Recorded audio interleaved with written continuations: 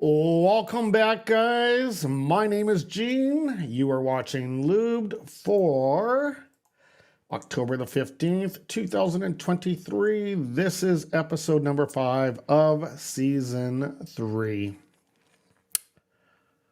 So much for guarantees. I apologize, guys. I really thought the Oilers would definitely clamp it down and figure out a way.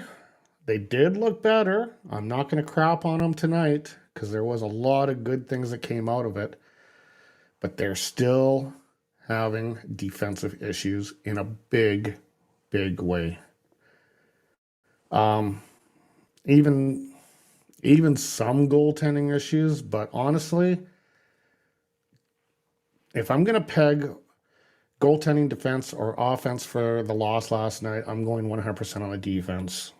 Like, too many times this team is pinching, double pinching, and then leaving no one back to cover anything. Like, 2-on-1s and 2-on-nothings should not happen at the NHL level. 2-on-1s obviously will happen from time to time, but 2-on-nothings shouldn't.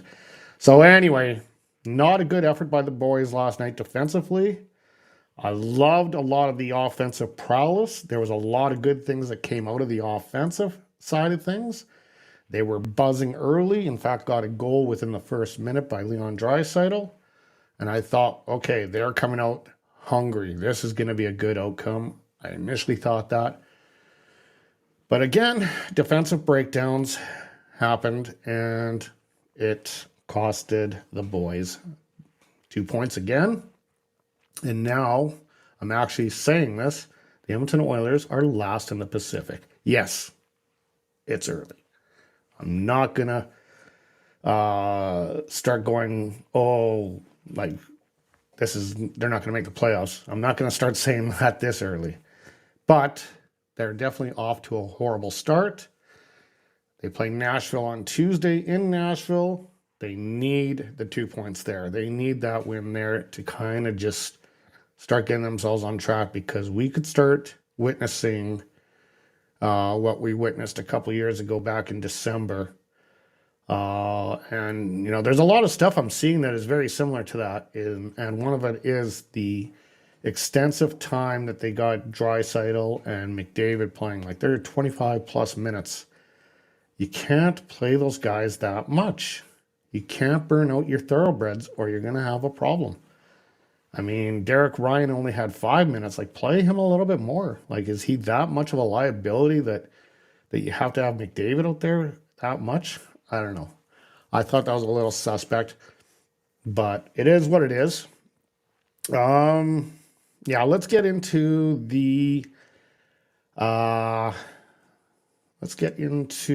the game last night as the Canucks defeat the Edmonton Oilers 4-3 in their home opener, spoil the party in Edmonton.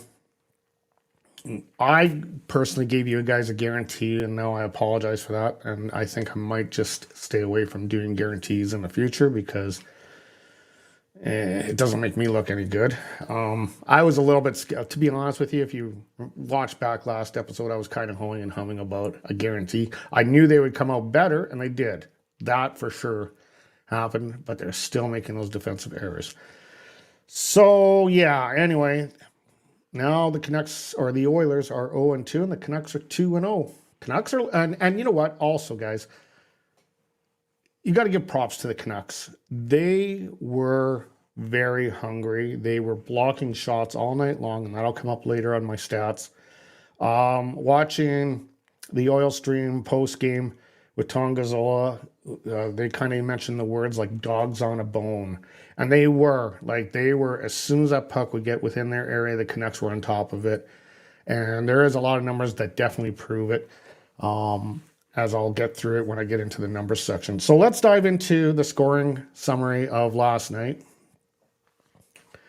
As it 5, however, very short-lived, whereas under a minute later, Jack Studnicki would get the game lead again from Elias Peterson. Ryan Nugent-Hopkins would tie it again at 9:29 of the second, only to have Sam Lafferty win it in the third period at the 2:56 mark.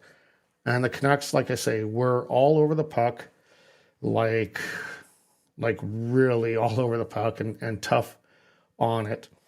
They got the job done. They just were way more hungry than the Edmonton Oilers, and I give them props. And then the Oilers have got to figure out their defensive woes. All right, we're going to get on to the next one. I hope this is going to work. All right, so yes, my numbers did actually go in the right order in this one. Okay, for the numbers, the Oilers outshot Vancouver 40-16. So this gives you an idea. The Oilers were pressuring and pressuring. It was not a lack of effort on the offense for last night. McDavid responded. I mean, Draisaitl responded. They just couldn't get anything through because Vancouver blocked 25 of the shots the Oilers peppered at them. The Edmonton Oilers only blocked at 9. So that's nearly triple the amount of blocks by the Canucks compared to the Oilers. So that's why I say this wasn't as bad of a game as a lot of people. I know everyone wants to see the W, and that's really the stat that really matters, is wins and losses when it comes to the end of the season. But there was a lot of good stuff to look at. RNH had a goal and 2 assists, so he looked pretty good for the Oilers. Skinner, for a second night in a row, allowed 4 goals on 16 shots at a .750 save percentage. I'm not going to really fault him too much because there was a couple tip shots on this. But overall, he still needs, actually another point that was made up on the oil stream, one of the guys comment in, and it's true. Good goalies find ways to save pucks regardless. They just position themselves better for that. But regardless, I mean, he's not supposed to be our starter. He's supposed to be our backup. So he's probably playing to the level that we need. Well, we need a little bit better out of him regardless. Campbell's the one that I was concerned about last year, and Campbell looked really good in the preseason this year, and I thought I had high hopes, but no, it didn't quite work out. So anyway, Skinner again, .750 save percentage for the night. And the Oilers, 7 of the Oilers were above 20 minutes and 3 were under 10 minutes. So again, Woodcroft might be doing the same tactic that the last coach, I can't think of his name at the moment, I'm on the spot. But he kind of burnt him out, and he basically, it led to his dismissal 2 years ago. And if Woodcroft keeps doing that same kind of strategy, I don't want to say it, but you can't play those guys 25 minutes. They should not ever be playing 25 minutes. 22, 23 minutes maximum.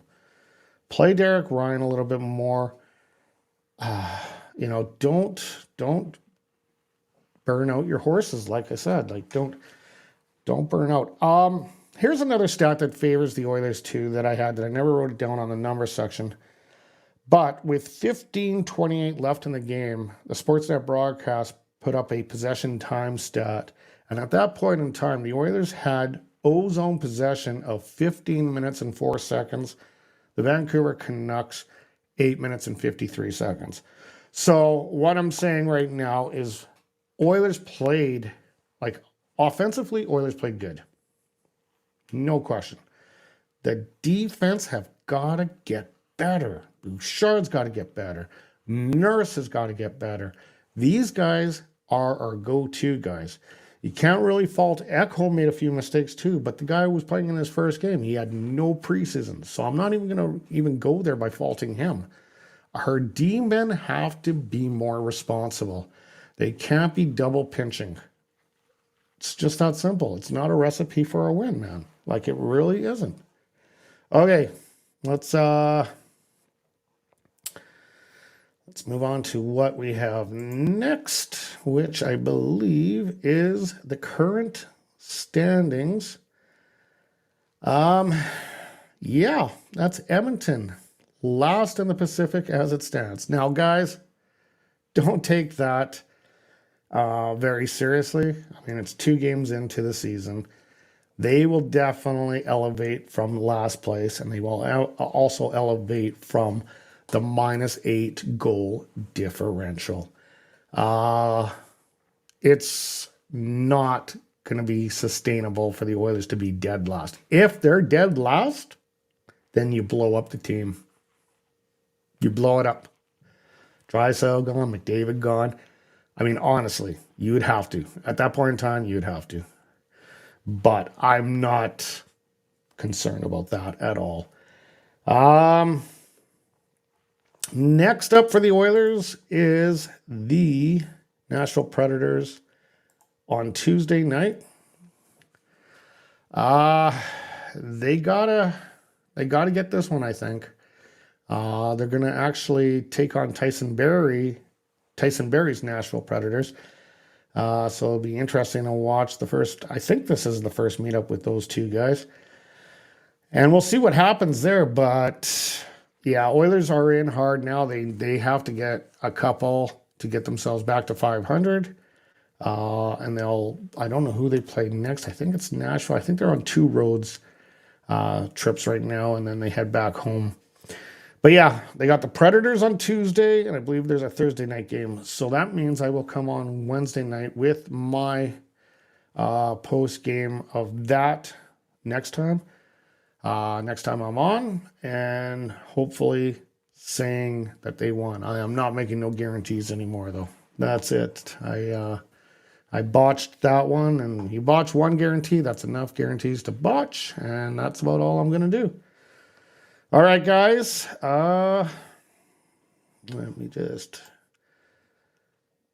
Okay. So this is the final thought section, and this is where I'll usually answer your guys' questions. However, none of you guys are live tonight. So I'm just going to dive into one of my thoughts that I had. We know Darnell Nurse is a $9 million defenseman. Okay? I'm tired of hearing, oh, he's a $9 million defenseman not earning his contract. Folks, that's just the way it is. He's probably not going to live up to that contract. Hands down. We got to get over it. Get past it. Stop being all cranky about it. Because sometimes you hit and sometimes you miss. Because as much as we hate Peter Chiarelli for what he did to this club a few years back, he did lock in Leon Draisaitl at $8 million, which was a bargain. So realistically, it balances out, okay? He's probably $2 to $3 million more expensive than what he should be, and Darnell Nurse obviously is $2 to $3 million less expensive than should be. Boom. You're even. So no need to cry about it. Sometimes it's a hit, sometimes it's a miss. This is an industry that is not based off of performance, it's based off of prediction. And that's the way it has been for years. You got to live with it. Anyway, guys, I think that'll be it for me tonight. As if you like the content I bring, or you like this channel and you want to come on and leave some comments, I will answer your questions, your comments live. The only thing I do ask is that you keep them clean. And yeah, if you are new to this channel and you like what you see, please feel free to like, share, and subscribe. Send it along to other people. The more followers I can get, the better it is. Also, if you are just a diehard NHL fan in general, join me and Sam on NHL Aftermath. We usually do an episode every Sunday, but it all depends because both him and I have very busy schedules, so sometimes we miss an episode or whatever. Miss it, but we always try to give you thumbnails, up-to-date thumbnails that, hey, yeah, we're coming on at X amount of time. And that's what I also do with Lubed. Okay, guys, I will see you next Wednesday at 6 p.m. As far as I know. And that'll be a day after the Nashville game and hopefully reporting on a win. You guys have an amazing evening. We will see you next time.